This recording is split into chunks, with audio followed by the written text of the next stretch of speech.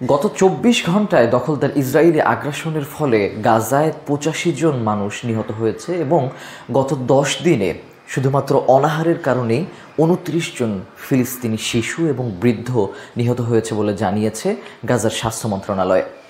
অন্যদিকে গাজার স্বাস্থ্য মন্ত্রণালয় বলছে গত ১০ দিনে যে সকল ফিলিস্তিনি ইসরায়েলি আগ্রাসনে মারা গিয়েছে তাদের মধ্যে ২৯ জন কিংবা তার চেয়েও বেশি মারা গিয়েছে অনাহারের কারণে।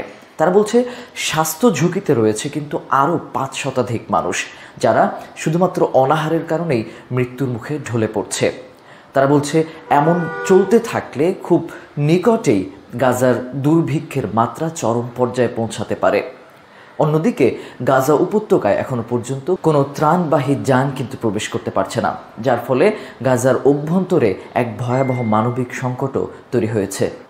অন্যদিকে গত সপ্তাহে জাতিসংঘের খাদ্য নিরাপত্তা মূল্যায়ন বিষয়ক সংস্থা আইপিসি এক প্রতিবেদনে বলেছিল গাজা উপত্যকায় আসন্ন সেপ্টেম্বর মাস থেকে ২০২৬ সালের এপ্রিল মাস পর্যন্ত ভয়াবহ এক মানবিক সংকট এবং দুর্ভিক্ষের দেখা দিচ্ছে। এ সময় গাজা উপত্যকায় থাকা প্রতি ৫ জনের ২ জন করে মানুষ অনাহারে মৃত্যুবরণ করতে পারে।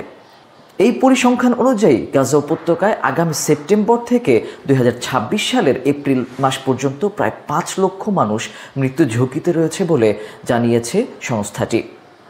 আইপিসি তথা ইন্টিগ্রেটেড ফুড সিকিউরিটি ক্লাসিফিকেশনের মতে গত ১০ সপ্তাহেরও বেশি সময় ধরে গাজায় কোনো ধরনের ত্রাণবাহী ট্রাক ঢুকতে না পারার কারণে ইতিমধ্যেই গাজায় প্রায় ৪০,০০০ মানুষ অনাহারে পড়েছে। গত ১ বছরেরও বেশি সময় ধরে গাজায় চলমান এই গণহত্যায় এখনও পর্যন্ত ৫৩,৭৬২ জন ফিলিস্তিনি নিহত হয়েছে। অন্যদিকে আহতের সংখ্যা ১,২২,১৯৭ জন।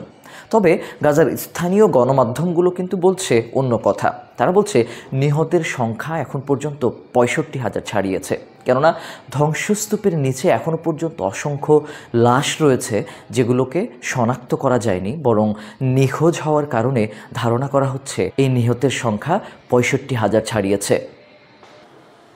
আধুনিক সময়ে এই ভয়াবহ গণহত্যা গত ১.৫ বছরেরও বেশি সময় ধরে বিশ্বের মানসপটে যে একটি ভয়াবহ মানবিক সংকট তৈরি করেছে তা ঠিক কোন জায়গায় গেলে এবং কত প্রাণের বিনিময়ে থামতে পারে সেটি এখন দেখবার বিষয়।